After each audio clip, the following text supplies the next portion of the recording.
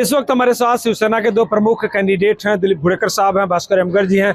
इन्हीं से पूछेंगे यहाँ की व्यवस्था कैसी आपको लग रही है। जो महानगर पालिका ने दावा किया है कि सभी तरह के इंतजाम पर्याप्त है, सुरक्षा के पर्याप्त इंतजाम है और वोटर को सुविधाजनक तरीके से अपना मतदान करने का मौका मिल रहा है। बहुत अच्छी तरह से लोग घर के बाहर निकल के मतदान कर रहे हैं और यहाँ पे कोई यानी सब यानी दोस्ती के माहौल में यहाँ पे मतदान हो रहा है और यहाँ पे कोई दिक्कत नहीं है। महानगर पालिका पुलिस विभाग ने अच्छा इंतजाम किया है, इसके वजह से यहाँ पे कोई दिक्कत नहीं है।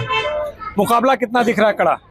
मुकाबला अच्छा है। लोग जनता जनार्दन है, उन्होंने अच्छी तरह से मन में जो कैंडिडेट है बना के रखा है तो उसके बिहाफ में ही वोटिंग होगा। और यहाँ पे धनशक्ति के अगेंस्ट जनशक्ति उतरी है रास्ते पे, तो अच्छा रिजल्ट आएगा। धनशक्ति के अगेंस्ट जनशक्ति उतरी है। भुड़ेकर साहब, आप यहाँ के पहले ही लोक प्रतिनिधि रह चुके हैं, आप कंटेस्ट कर रहे हैं। यहाँ के इंतजाम आपके नज़र में कितने सही हैं और जो जनता आ रही है कितना समर्थन दे रही है? खरं वास्तविकता या ठिकाणी निवडणूक आयोगाने अतिशय सुंदर प्रकारे आपलं नियोजन केलेलं आहे। त्यामध्ये सकाळी 7:30 वाजल्यापासून अतिशय म्हणजे मोठ्या संख्येने मतदार हे बाहेर पडत आहेत। आज दुपारचे 1:30-2 वाजायला आले।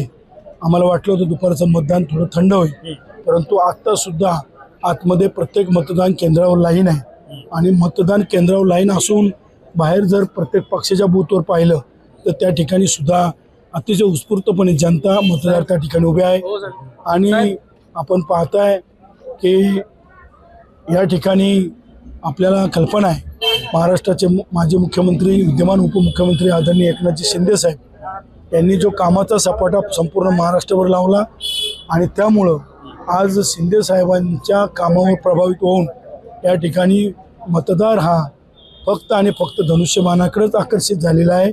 आणि या ठिकाणी मला खात्री आहे धनुष्यबाणाचेच उमेदवार निवडून येतील आणि नवी मुंबईचा महापौर हा शिवसेनेचा होईल, यामध्ये शंका नहीं। तो देखिए दिलीप भुड़ेकर साहब, जो एकदम पूरा दावा है, यकीन है कि जो डेवलपमेंट का काम एकनाथ शिंदे जी के नेतृत्व में हुआ है उसके दम पर जनता इन्हें समर्थन देगी और 16 जनवरी को जब रिजल्ट होगा तो शिवसेना का तीर धनुष जीतेगा और महापौर भी महानगर पालिका में शिवसेना का होगा। लेटेस्ट अपडेट्स और ताजा तरीन खबरों के लिए TV1 इंडिया लाइव को सब्सक्राइब कीजिए और नोटिफिकेशन पाने के लिए बेल आइकॉन को दबाना मत भूलिए।